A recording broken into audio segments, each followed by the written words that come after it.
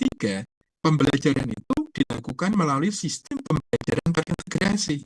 Terintegrasi dengan apa?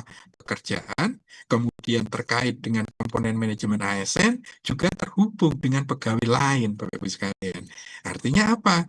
Bahwa kita itu jangan lagi memandang pengembangan kompetensi hanya dari sisi formal learning saja, Bapak Ibu sekalian. Tetapi juga bisa dilihat atau dilakukan melalui social learning dan experiential learning. Nah, inilah roh dari sistem pembelajaran terintegrasi. Jangan hanya dilihat melalui formal learning saja. Bapak Ibu sekalian, mengapa kemudian kita, pemerintah, dan lembaga administrasi negara itu melihat bahwa Korpu ini menjadi sebuah pendekatan yang wajib hukumnya dilaksanakan oleh instansi pemerintah dalam konteks sebuah kewajiban. Karena apa, Bapak Ibu sekalian? Sekarang ini pengembangan kompetensi jangan dianggap sebagai sebuah rutinitas belaka.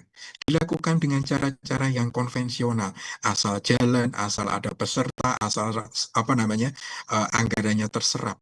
Bukan seperti itu lagi, Bapak Ibu sekalian. Pembelajaran harus punya tujuan yang jelas, yaitu apa? Memberikan dampak nyata bagi pencapaian sasaran kinerja pegawai, unit kerja, maupun instansi. Bahkan dalam konteks nasional, kita bisa mencapai apa yang ada di dalam dokumen RPJM sebagai sasaran pembangunan nasional kita. Ini gagasan kita, Bapak Ibu sekalian, bahwa pengembangan kompetensi tidak bisa lagi dilakukan melalui hal-hal yang rutinitas, cara konvensional, dengan cara-cara yang lama. Organisasi harus menyediakan akses bagi ASN untuk memenuhi kewajiban Bangkomnya. Ini menjadi sebuah kewajiban organisasi.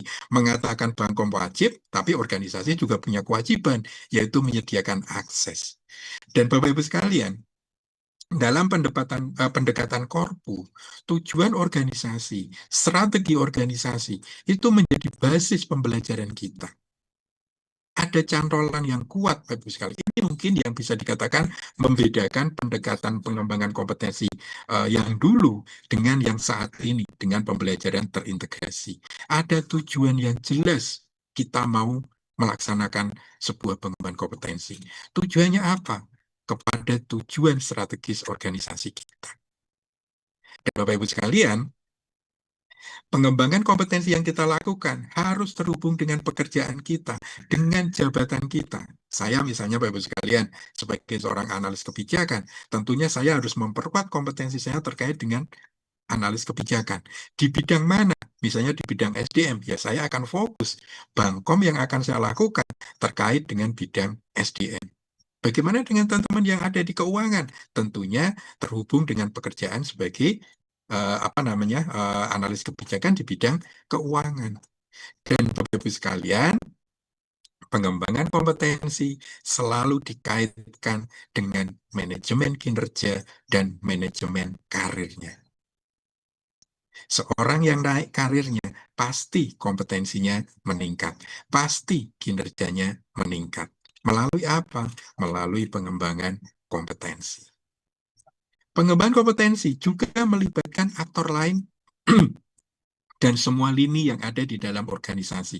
Bapak Ibu, jangan pernah menjadi silo, saya pinter-pinter sendiri. Tetapi kita harus sharing yang kita miliki kepada pegawai lainnya, sesuai dengan kapasitas yang kita miliki. Bahkan sangat dimungkinkan Bapak Ibu sekalian, kompetensi yang kita miliki ini akan digunakan atau dimanfaatkan oleh pegawai di luar instansi kita. Makanya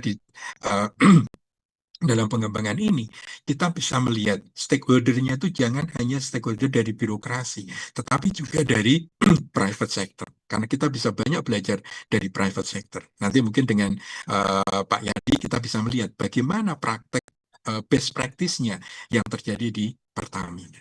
Ini Bapak-Ibu sekalian, urgensi kenapa pendekatan ASN Korpu, sistem pembelajaran terintegrasi ini harus kita implementasikan di pengembangan kita. Bapak Ibu sekalian, tujuan pembelajaran terintegrasi ada 3 hal yang nanti mungkin bisa menjadi patokan kita. Yang pertama apa? bahwa di dalam pengembangan kompetensi dengan pendekatan korpu, ini harus terkait dengan visi misi organisasi dan tujuan pembangunan nasional. Juga melibatkan semua elemen di dalam organisasi tanpa membuat struktur baru. Kalau kita menyebutnya, struktur ASN Korpo itu adalah shadow structure, tambahan pekerjaan yang kita lekatkan kepada struktur yang existing. Kemudian terhubung dengan pekerjaan, komponen manajemen, dan pegawai lainnya. Tujuannya apa? Supaya organisasi kita itu menjadi learning organization. Learning never ending. Kita akan belajar terus. Kita akan mengembangkan kapasitas kita secara terus-menerus untuk menjawab berbagai tantangan ke depan. Ini Bapak Ibu sekalian, tujuan dari penerapan pembelajaran terintegrasi. Di dalam penyelenggaraan ASN Korpu, Bapak Ibu sekalian, ada dua tingkatan. Seperti tadi kita sebutkan, ya, ada tingkat instansi dan tingkat nasional. Di tingkat instansi, itu dilakukan oleh korpu instansi. Tujuannya untuk memenuhi kebutuhan internal organisasi. Dan ini, Bapak Ibu sekalian, sudah ada peraturan teknisnya. Ada Perla nomor 6 dan Keputusan Kepala nomor 306. Kemudian yang kedua, di tingkat nasional, pengembangan kapasitasnya, pengembangan kompetensinya dilakukan oleh Center of Excellence. Dan ini Bapak-Ibu sekalian dalam tujuan untuk mencapai prioritas pembangunan nasional. Sifatnya lintas instansi. Misalnya apa? LAN itu sebagai Center of Excellence untuk pengembangan kompetensi manajerial sosial dan sosial kultural. Kalau nanti misalnya kita mau belajar tentang manajerial sosial kultural, COE-nya ada di LAN. Dan ini Bapak-Ibu sekalian bukan hanya untuk pegawai LAN, tetapi untuk pegawai ASN seluruh Indonesia. Bagaimana dengan BPKP misalnya? BPKP bertanggung jawab terkait dengan pengawasan keuangan, pengelolaan keuangan. Dia akan menjadi Center of Excellence untuk auditor. Auditor itu untuk siapa? Bukan hanya untuk aparatur yang ada di BPKP, tetapi juga untuk aparatur yang ada secara nasional. Ini Bapak sekalian, perbedaan dari korpu tingkat instansi dan korpu di tingkat nasional. Bapak Ibu sekalian, nanti di tingkat instansi ini Bapak Ibu sekalian tetapkan yang harus kita bangun, harus kita susun untuk bisa mewujudkan penerapan ASN Korpu di tingkat instansi. Ada strukturnya, ada manajemen pengetahuannya, forum pembelajarannya, sistem pembelajaran, strategi pembelajaran, teknologi pembelajaran, dan mengintegrasikan keseluruhan sistem ini. Akan kita lihat Bapak Ibu sekalian, bagaimana arsitektur hubungan antar 7 ruang lingkup itu. Yang menjadi basic, yang menjadi kebutuhan dasar adalah yang nomor 1 dan nomor 3, yaitu apa? Struktur ASN Korpu dan forum pembelajaran. Kenapa ini menjadi basic, Bapak Ibu sekalian? Kalau ASN Korpu di instansi belum punya struktur ASN Korpu yang jelas, kita nanti pasti tidak akan bisa bergerak. Nah, makanya di langkah yang pertama ini, Bapak Ibu sekalian, struktur ASN Korpu menjadi dasar untuk bisa menerapkan ASN Korpu yang lain. Biasanya Bapak Ibu sekalian, waktu kami melakukan survei tingkat maturitas ASN Korpu, Pak, kami itu sebenarnya sudah punya nih 7 ini, tetapi belum semuanya terintegrasi. That's, Bapak Ibu sekalian, that's the problem. Bagaimana kita bisa mengintegrasikan 7 ruang lingkup yang sudah ada ini menjadi satu kesatuan yang terintegrasi. Pak, saya sudah punya strategi pembelajaran. Pak, saya sudah punya teknologi pembelajaran. Pak, saya sudah punya konten. Tapi kalau belum ada struktur yang jelas, pasti itu tidak bisa berjalan dengan maksimal. Nah, ini Bapak sekalian, pemahaman kita 7 ruang lingkup sesuai dengan dia desain besarannya. Bagaimana kita nanti bisa menerapkan. Bapak Ibu sekalian, di survei tingkat maturitas ASN Korpu itu, kita akan bisa melihat, Bapak Ibu sekalian, kelemahannya ada di mana. Dari diagnos yang kita isi di dalam survei itu, kita akan tahu intervensi apa yang mesti kita lakukan untuk memperkuat implementasi ASN Korpu di instansi Bapak Ibu. Kalau kita tidak bisa mendiagnos kelemahannya, kita tidak akan bisa mengintervensi, kita tidak bisa memberikan obat yang tepat. Kemarin kami barusan sosialisasi di beberapa wilayah, ada 3 wilayah yang kita kunjungi, Bapak Ibu sekalian. Dengan melihat permasalahannya, kita akan tahu, oh iya Pak, saya sudah punya ini, 7 ruang lingkup itu ada semuanya, tapi tidak bisa jalan. Kenapa? Oh, ternyata strukturnya belum ditetapkan. Ini yang akan kita intervensi. Bagaimana kita bisa menjalankan semua struktur dengan menetapkan struktur yang jelas sehingga nanti semua 7 ruang lingkup itu akan bisa berjalan. Dan nanti Bapak Ibu sekalian dalam diskusi ini kita akan fokus di sini. Bagaimana penetapan struktur melakukan transformasi lembaga pelatihan. Karena apa? Di dalam struktur ini, lembaga pelatihan akan punya peran yang sangat strategis dalam penyelenggaraan ASN Korpu di tingkat instansi. Nah, struktur umum di dalam Korpu tingkat instansi, Bapak Ibu sekalian, paling tidak ada dua dua struktur, yaitu Dewan Pengarah Pembelajaran dan tim pelaksana. Struktur ini, Bapak Ibu sekalian, sekali lagi, bukan struktur yang kemudian harus kita bangun baru, tetapi ini adalah shadow structure.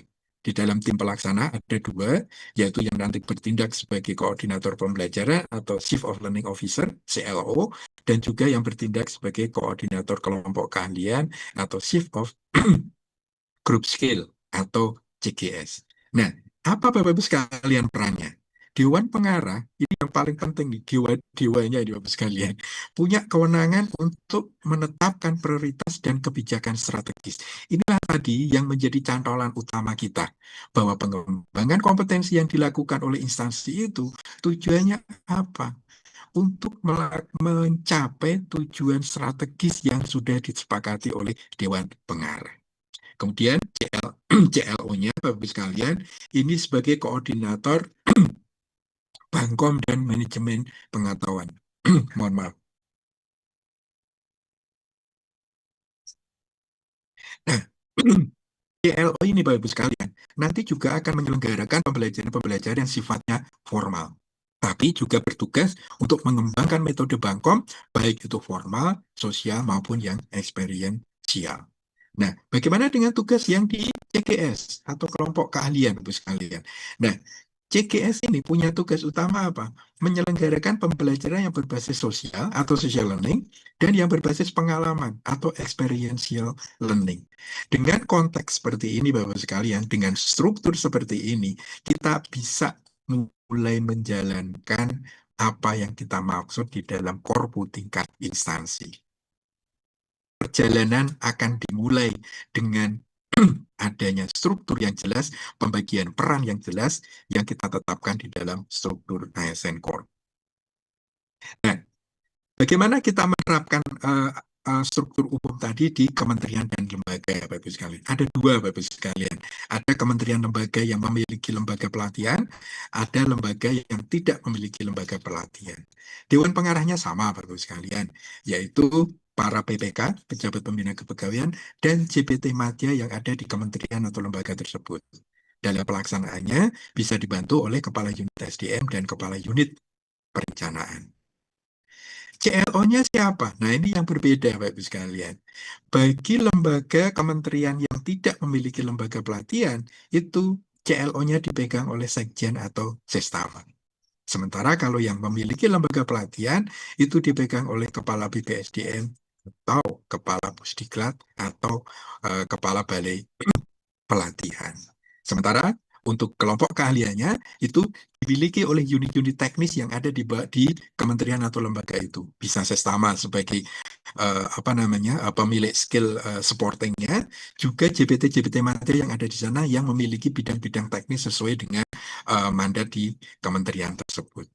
Jadi Bapak Ibu sekalian, kalau di kementerian dan lembaga. Kemudian kalau di pemerintah daerah, di Pemda, Bapak Ibu sekalian, Dewan pengarahnya itu dipegang oleh PPK, oleh kepala daerahnya. Kemudian ada sekda dan juga asisten sekda. Sama dengan di kementerian lembaga, dalam pelaksanaannya dibantu oleh kepala unit SDM dan kepala unit perencanaan. CLO-nya, Bapak Ibu sekalian, ini adalah kepala BPSDM atau unit organisasi yang mengelola pengembangan kompetensi pegawai.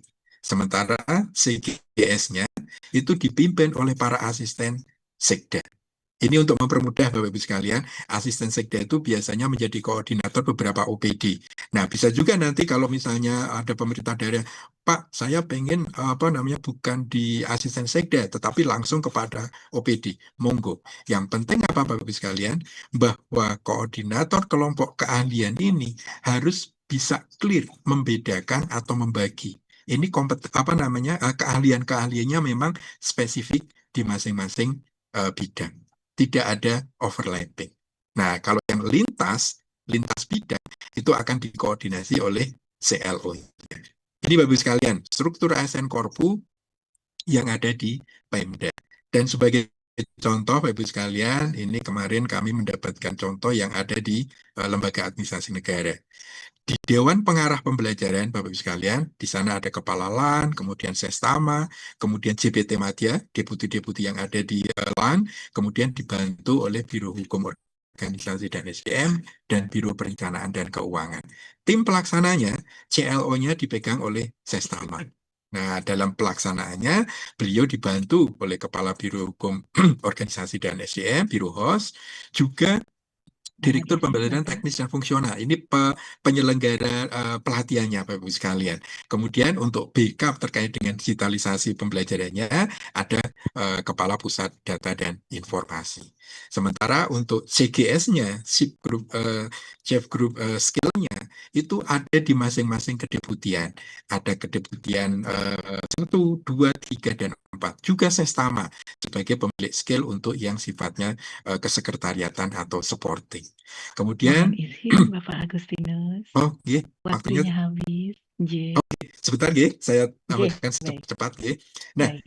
untuk aktor-aktornya, Bapak Ibu sekalian, di ini nanti bisa dibaca pembagian tugas di tim pelaksana ya Bapak Ibu sekalian, ada aktornya dan ada tugasnya sekalian. Lembaga pelatihan nanti punya peran yang sangat strategis. Apa itu perannya? Dan ini nanti menjadi tujuan kita untuk bertransformasi. Yang pertama, CLO atau lembaga pelatihan nanti akan bertindak sebagai koordinator utama Bangkok. Bagaimana nanti teman-teman yang ada di lembaga pelatihan ini bisa mengorkestrasi, bisa mencantolkan antara apa yang diinginkan oleh Dewan Pengarah ke dalam bentuk-bentuk pengembangan kompetensi. Kalau di kami, Pak Sesama itu setiap bulan mengeluarkan surat nota dinas untuk kebutuhan pengembangan kompetensi yang terkait dengan branding kita, bigger, smarter, dan better. Nah, kemudian juga peran yang kedua sebagai pengendali dan inovator metode pembelajaran. Bapak Ibu sekalian, lembaga pelatihan tidak bisa hanya sekedar rutinitas belaka, tetapi harus mulai mengembangkan dengan metode-metode baru, baik itu yang formal, sosial, maupun yang experiential. Kemudian, digitalisasi pembelajaran itu menjadi sebuah kewajiban. Tidak lagi kita mengandalkan hal-hal yang tradisional, face to face, klasikal, tapi harus mulai menggunakan transformasi ke digitalisasi pembelajaran. Kemudian menjadi penjamin mutu dan evaluator pembelajaran. Ini yang penting Bapak sekalian. Makanya teman-teman di Deputi 4 penjaminan mutu ini menyiapkan berbagai perangkatnya Bapak sekalian untuk menjamin mutu dari pelaksanaan teman-teman yang ada di lembaga pelatihan. Dan yang terakhir perannya sebagai penggerak manajemen perubahan. Bapak Ibu sekalian, dari berbagai data kami melihat teman-teman di lembaga pelatihan sebagai CLO dalam menerapkan ASN Korpo atau pembelajaran terintegrasi. Seringkali ini tantangan-tantangan yang ada terkait dengan struktur yang belum clear, kemudian minimnya data dan informasi terkait dengan pembelajaran, masih adanya silo mentality di dalam pembelajaran, kemudian evaluasi yang belum clear, dukungan pimpinan puncak yang masih kurang. Ini kemarin kami sosialisasi Bapak Ibu sekalian, masih ada tarik ulur, wah ini nambah kerjaan, sehingga persepsinya belum sama Bapak Ibu sekalian terkait dengan implementasi ASN Korpu ini.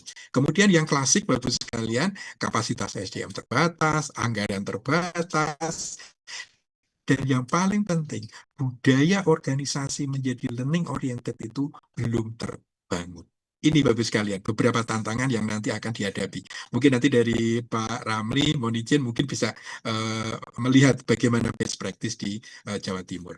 Nah, Transformasi, Bapak Ibu sekalian, itu intinya adalah perubahan. Kalau kita pakai analogi seperti ulat ya, ulat itu kan jalannya pelan, kemudian menakuti gitu ya, menakutkan gitu ya. Tetapi begitu dia bertransformasi menjadi kupu-kupu, menjadi sesuatu yang indah. Analogi ini bisa kita terapkan, Bapak Ibu sekalian. Bagaimana nanti lembaga pelatihan bisa bertransformasi dari yang biasanya lambat, dia akan bisa bergerak cepat. Sebagai apa? Sebagai koordinator bangkok, sebagai inovator metode pembelajaran, sebagai penjamin mutu pembelajaran, dan sebagai penggerak manajemen perubahan. Nah, tujuannya apa, Bapak Ibu sekalian? Supaya bisa menjadi mitra strategis pimpinan. Tadi disampaikan oleh Budha Putih juga ya. Bagaimana lembaga pelatihan ini bisa menjadi mitra strategis pimpinan dalam konteks pengembangan kompetensi. Kemudian bagaimana kita nanti bisa membangun sistem ASN Korpu, meningkatkan relevansi dan dampak pembelajaran, dampak ya Bapak Ibu sekalian, bukan sekedar selesai kemudian dapat sertifikat, tetapi dampaknya kepada kinerjanya seperti apa. Ini juga menjadi sangat penting. Juga menumbuhkan budaya belajar atau learning culture. Dan Bapak Ibu sekalian, ini ada beberapa strategi, nanti bisa dibaca. Bagaimana kita nanti harus memperkuat, ada 5 strategi Bapak Ibu sekalian yang kita tawarkan, yaitu memperkuat tata kelola dan posisi strategis kepada lembaga pelatihan, kemudian kita harus melakukan pengembangan kapasitas SDM pembelajaran, kemudian melakukan digitalisasi dan integrasi sistem pembelajaran, kemudian melakukan penguatan manajemen pengetahuan, dan terakhir melakukan pengukuran dampak dan budaya pembelajaran. Ini 5 strategi utama yang kita tawarkan di dalam transformasi lembaga pelatihan sebagai COI. Dan Bapak Ibu sekalian, sebagai tambahan, saat ini LAN sebagai instansi pembina pengembangan kapasitas sudah menerbitkan banyak kebijakan.